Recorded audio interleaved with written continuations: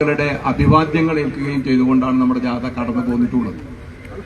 അവിടെ കണ്ട മറ്റൊരു കാഴ്ച, എല്ലാ അങ്ങാടികളിലും അതത് ഏരിയകളിലുള്ള സ്ഥാപനങ്ങളിലെയും മദ്രസകളിലെയും ഒക്കെ കുട്ടികൾ അവരുടെ കൂടി നേതൃത്വത്തിൽ നൂറുകണക്കിന് ആളുകൾ അണിനിരന്നുകൊണ്ട് ഇവിടെ കുന്നമംഗലത്ത് ഇന്നലത്തെ പരിപാടി കുന്നമംഗലത്ത് എത്തുമ്പോൾ മിഞ്ഞാന്ന് നാദാപുരത്തും ഇന്നലെ കുന്നമംഗലത്തും പൂനൂരിൽ നിന്ന് തുടങ്ങിയ ആയിരക്കണക്കിന് ആളുകളുള്ള വലിയ സ്വീകരണത്തിന് ശേഷം എല്ലാ കേന്ദ്രങ്ങളിലും ഈ ഒരു ജാഥ വരുന്നുണ്ട് അറിയിക്കാവുന്ന തരത്തിൽ കൊടികളും ബാനറുകളുമായി സ്വീകരണങ്ങളും അവരുടെയൊക്കെ മുദ്രാവാക്യ വിളികളുമുണ്ട്.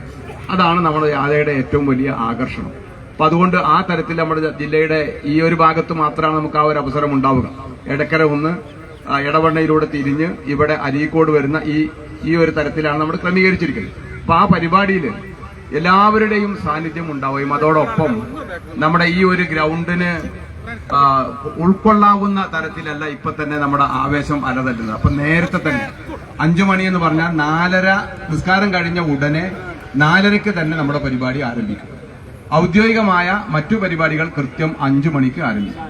5 മണി മുതൽ 9 മണി 9:30 അപ്പുറം ഒരിക്കലും പോകില്ല. 9 മണിയാകുമ്പോൾ തന്നെ വൈൻഡപ്പ് ചെയ്യാവുന്ന തരത്തിലാണ് ഇതുവരെ നമ്മൾ നടന്ന 4 സ്ഥലത്തുള്ള സ്വീകരണങ്ങളും നടന്നിട്ടുള്ളത്. അപ്പൊ അതിനു വേണ്ടി എല്ലാവരും 4:30 ആകുമ്പോഴേക്ക് നമ്മുടെ ഈ ഗ്രൗണ്ടിലേക്ക് എത്തി ഇവിടെ എല്ലാവരും സ്ഥാനം പിടിക്കണം.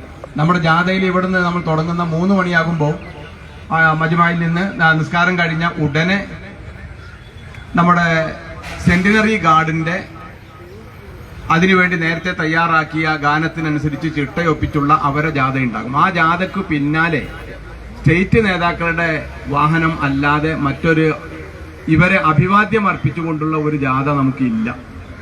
അതുകൊണ്ട് ആരും പുത്തലത്തേക്ക് വരേണ്ടതില്ല. പുത്തലത്ത് തന്നെയല്ലേ നമ്മൾ ക്രമീകരിച്ചിട്ടുള്ളത്. പുത്തലത്തേക്ക് ആരും വരേണ്ടതില്ല. അവിടെ വോളണ്ടിയേഴ്സും അവിടേക്ക് ആവശ്യമുള്ള ആളുകളുമേ അവരെ വരേണ്ടതുള്ളൂ. അതിനു മുന്നേ എല്ലാവരും ഈ ഗ്രൗണ്ടിലെത്തി 4:30 ആകുമ്പോൾ നമ്മുടെ പരിപാടി ആരംഭിക്കും. 4:30 മുതൽ 6 മണി മഗ്രിബ് നിസ്കാരം മരുദിന്റെ സമയമാകുന്നത് വരെ 2 വിഷയാവതരണങ്ങളും അതുപോലെ തന്നെ സാമൂഹ്യ രാഷ്ട്രീയ രംഗത്തുള്ള ആളുകളുടെ പ്രസംഗങ്ങളുമൊക്കെ ആ സമയത്ത് നടക്കും. മഗ്രിബ് ആകുമ്പോഴേക്കാണ് ഒരു 5:30 ഒക്കെ ആകുമ്പോഴേക്കാണ് നമ്മുടെ നേതാക്കൾ ഇവിടെ ജാഥ എത്തുക. ആ ജാഥ എത്തുന്ന സമയത്ത് തുടർന്നുള്ള ഉസ്താദിനെ സ്വീകരിക്കലും മറ്റുമൊക്കെയാണ് നടക്കുക. ഉസ്താദിന്റെ കാരവൻ ഇവിടെ നേരത്തെ തന്നെ ഇവിടെ എത്തിയിട്ടുണ്ടാകും. ഉസ്താദിന് വിശ്രമിക്കാനും മറ്റുമൊക്കെയുള്ള കാരവൻ. നേതാക്കളുടെ വാഹനം മാത്രം ആയിരിക്കും നമ്മൾ അകത്തേക്ക് പ്രവേശനം. ബാക്കിയുള്ളതിനുള്ള ക്രമീകരണം എങ്ങനെയാണ് എന്ന് ഇൻഷാ അല്ലാഹ് അതുമായി ബന്ധപ്പെട്ട ആളുകൾ പറയും. അപ്പൊ ഈ ജാഥ ഒരു ലോകം അറിയുന്ന, നമ്മുടെ നാട്ടുകാരും അറിയാതെ അതിലൂടെ ഇങ്ങോട്ട് കടന്നു പോരുന്ന ഒരവസ്ഥ ഉണ്ടാകരുത്. അപ്പൊ എല്ലാ ടൗണുകളിലും പരമാവധി ആളുകളെ സംഘടിപ്പിച്ച് ആ യൂണിറ്റിന്റെ പരിധിയിലുള്ളവർ മാത്രമാകണ്ട. ഇപ്പൊ മറ്റ് സ്ഥലങ്ങളിലുള്ള യൂണിറ്റുകളിലുള്ള ആളുകൾക്ക് ഈ ഒരു അനുഗ്രഹം കിട്ടില്ലല്ലോ. അപ്പൊ അവരുകൂടി ഈ സ്ഥലത്തേക്ക് വന്ന് ഓരോ സ്ഥലങ്ങളിലേക്ക് വന്ന് സ്വീകരിക്കണം. പിന്നെ നമുക്ക് 2 പ്രധാനപ്പെട്ട പരിപാടികളുണ്ട്. ആ പരിപാടികളിൽ പ്രധാനപ്പെട്ട അവിടേക്ക് ക്ഷണിക്കപ്പെട്ട ആളുകൾ മഞ്ചേരിയിൽ നടക്കുന്ന സ്നേഹ സംഗമത്തിലേക്ക് എത്തേണ്ടതുണ്ട്. അതുപോലെ തന്നെ മലപ്പുറത്ത് നമ്മുടെ പത്രസമ്മേളനം നടക്കുന്നുണ്ട്. അതൊക്കെ നേതാക്കൾ അതിനു വേണ്ട ക്രമീകരണങ്ങളൊക്കെ വഴിയിൽ വെച്ച് കൃത്യസമയത്ത് തന്നെ നടക്കാവുന്ന തരത്തിലുള്ള ക്രമീകരണങ്ങൾ നടത്തും. അപ്പൊ അതുകൊണ്ട് പരിപാടിയുമായി ബന്ധപ്പെട്ട എല്ലാ കാര്യങ്ങളിലെയും നിങ്ങളുടെ എല്ലാവരുടെയും സഹകരണം പ്രതീക്ഷിച്ചുകൊണ്ട് ഞാൻ എന്റെ വാക്കുകൾ ഉപസംഹരിക്കുന്നു. അൽഹംദുലില്ലാഹി റബ്ബിൽ ആലമീൻ. അസ്സലാമു അലൈക്കും.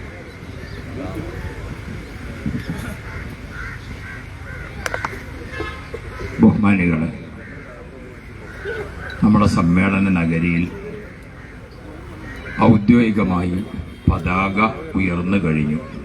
ഇനിയുള്ള ഓരോ മിനിറ്റുകളും നമ്മളെല്ലാവരും നമ്മുടെ പ്രവർത്തകരെ സജീവമാക്കുന്നതിനുള്ള സാന്നിധ്യത്തിലുണ്ടായിരിക്കണം. ഇൻഷാ അല്ലാഹ് ബുധനാഴ്ച രാവിലെ 8 മണിക്ക് ജാഥയുടെ സ്വീകരണം, വരവേൽപ്പ് എടക്കര വഴിക്കടവിനിടക്ക് നമ്മൾ നിശ്ചയിച്ച സ്ഥലത്ത് നിന്ന് ആരംഭിച്ചാൽ